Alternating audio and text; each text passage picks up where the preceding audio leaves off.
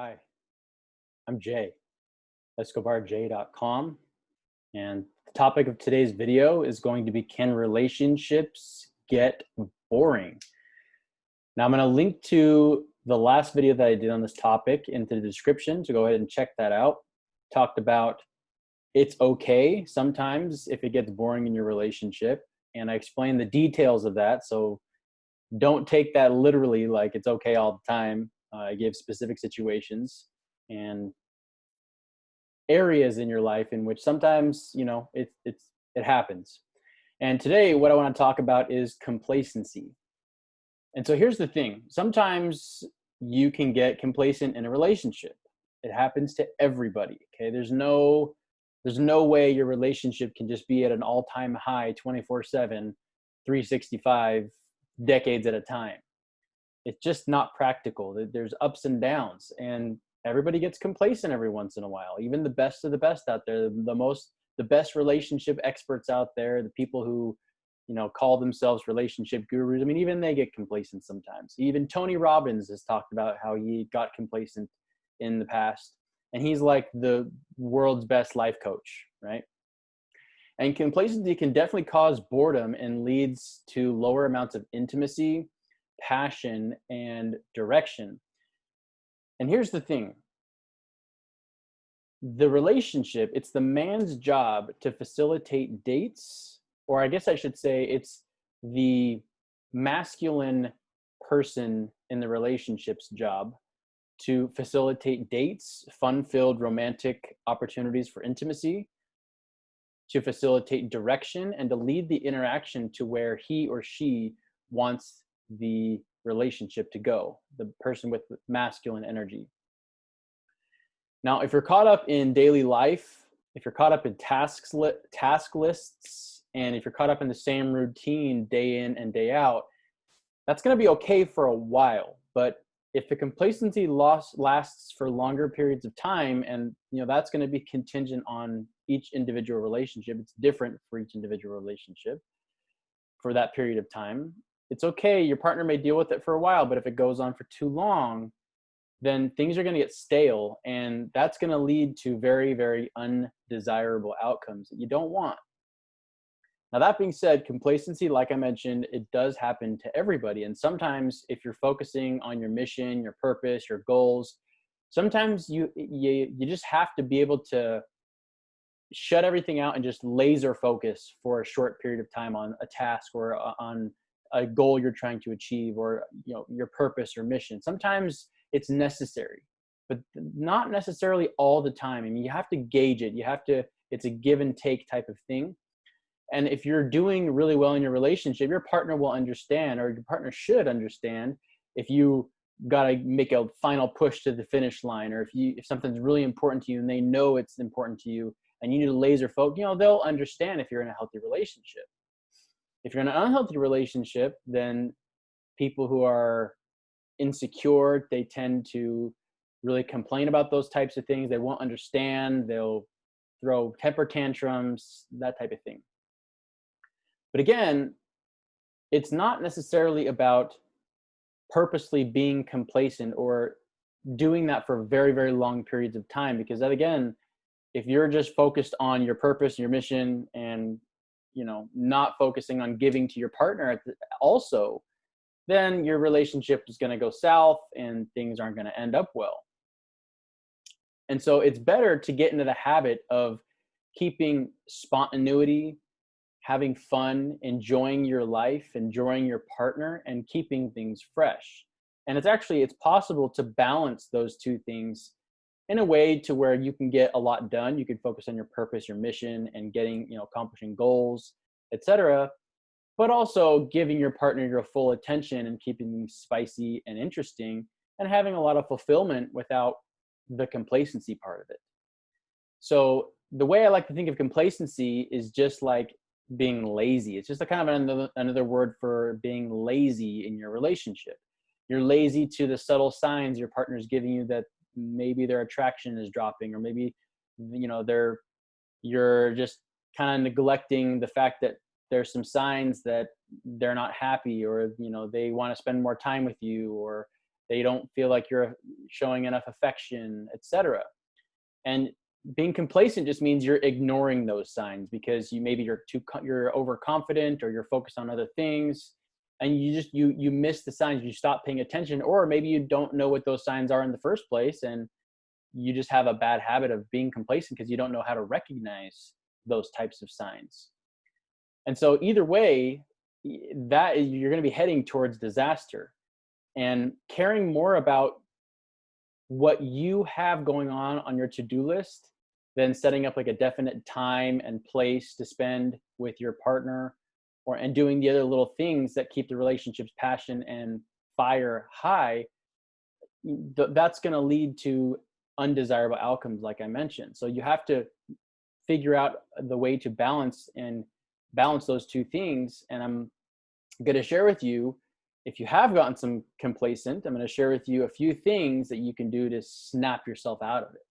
So one, go to the gym. Okay, exercise. You got to take care of you before you can take care of anybody else. There's a quote by Jim Rohn. He says, "You take care of you for me, and I'll take care of me for you." And that basically means that in order to fully love somebody, you have to love yourself first. In order to really take care of somebody else, and show them affection, show them love, you have to take care of yourself first. That's first and foremost. So go to the gym. Action breeds more action. So by you going to the gym, getting in good shape, exercising, not only are you going to release endorphins and have good blood flow through your body, but action breeds more action, which means that you'll get into a good habit of taking action, setting up definite dates with your partner, spending time, planning trips, planning times that, for fun-filled romantic opportunities for intimacy to happen. So that's the first thing. The second thing is get rid of distractions. Okay, get rid of things like TV, your phone. A lot of times people are on their phone a lot. And even if it's for business, sometimes your phone for business, your phone blows up, and sometimes you have to take it, but other times you can just ignore it and you just give your partner your full undivided attention. That's a lot of times what it is when people get complacent, is they're just not giving their partner their full undivided attention. And so get rid of things like your phone, especially if you have a date planned, or if you've planned a date, or if you're spending time with your partner. Just put that stuff off to the side. I mean, how much do you really need it? You could spend a solid hour to 30 minutes, even an hour to 2 hours, or even like 30 minutes, undivided attention, and your partner will notice and appreciate that. So get rid of your phone, electronics, video games, apps like Netflix. People can get into a big rut and complacent with apps like Netflix, Hulu, some of those, streaming services, unless it directly contributes to either your highest purpose, like your mission in life, and you're focused on that during the day, and then, or if it directly benefits you and your partner's relationship. So that's the only time in which you would use those types of things. Otherwise, just get rid of them and just focus on your partner. Number 3, start focusing on giving to your partner. Okay, stop putting attention on what you're getting from your relationship and refocus your attention and energy on how you can give to your partner. And that's a huge one, because most people, they focus on what they're getting out of the relationship. Oh, I'm not getting this, I'm not getting that, therefore I'm unhappy. Switch your focus to, how can I serve this person? How can I give to this person? How can I make this person's day brighter? How can I make this person laugh today? How can I make this person happy today?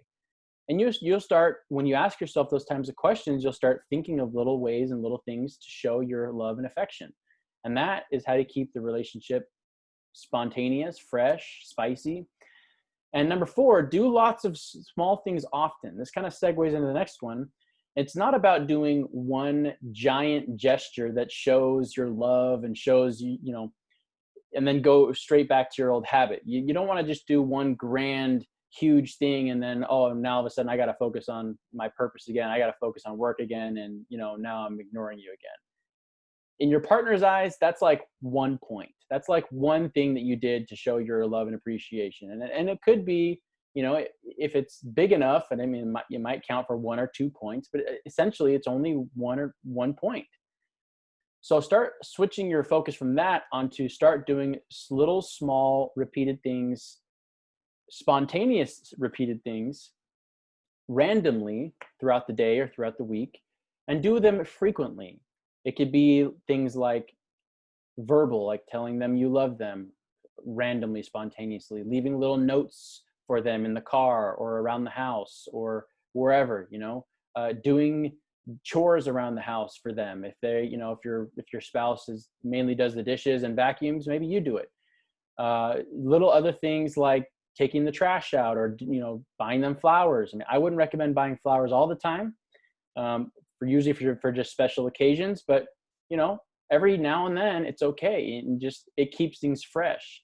And you want to do little things like that often, and that shows a higher level. Each one of those small things counts as a point, essentially, in your partner's mind, and those points, they add up over the course of time, and that really shows a lot higher your commitment, your love, and how much you appreciate them versus one giant grand gesture. And number 5 is go on a fun-filled romantic weekend getaway with just the two of you. No kids, no family, no friends, no electronics, no phones, nothing. Obviously you can take your phones or whatever if you want to make that a part of the interaction, a part of the fun getaway weekend, but try doing it without any of the electronics. Try doing it without TV, without movies, without social media, without any of that stuff. Just be present with your partner in the moment and find new things to do together on this weekend getaway. Just the two of you, fun-filled, romantic opportunity. And find new things to do together on this little getaway. And if you do these 5 things, these 5 little tips, I promise you it'll snap you out of complacency. Your partner will absolutely notice. And even the little things could just be smiling more often, joking more often, making your partner laugh more often, having tickle fights, for example. I don't know. You get creative with it. Just lots of little things consistently, on daily or weekly. And that's really the key to it. And again, you can do all these things and still have time to focus on your purpose, focus on your mission, focus on, even some other things in life. But you want to make those a priority if you really want to keep a relationship from getting boring and complacent. So if you enjoyed this video, give me a thumbs up, subscribe to the channel, hit the little bell icon so you never miss any time I release a new video. You can also visit my website at escobarj.com. If you'd like to book a coaching session, the quickest way to get my help is to book a coaching session on my website at escobarj.com. You can also shoot me an email there if you have any questions or concerns or topics for a future video. If you want me to do a video on a certain topic, you can email me there also. And you can also donate. You can donate, throw me $1, $2, $5 on my website as well, $10, $1 million, whatever it is you feel is worth or equal to the value of the information in this video or in my other videos. At the very least, do me a favor and share this with any of your friends and family on any social media platform. It's my goal to help as many people as I possibly can. Millions and millions of people is my goal to help. And by you sharing this, maybe you know somebody who could really benefit from this information. And that is my purpose. That being said, I hope you're always learning, always growing, and always pushing forward. And I'll see you in the next video. Take care.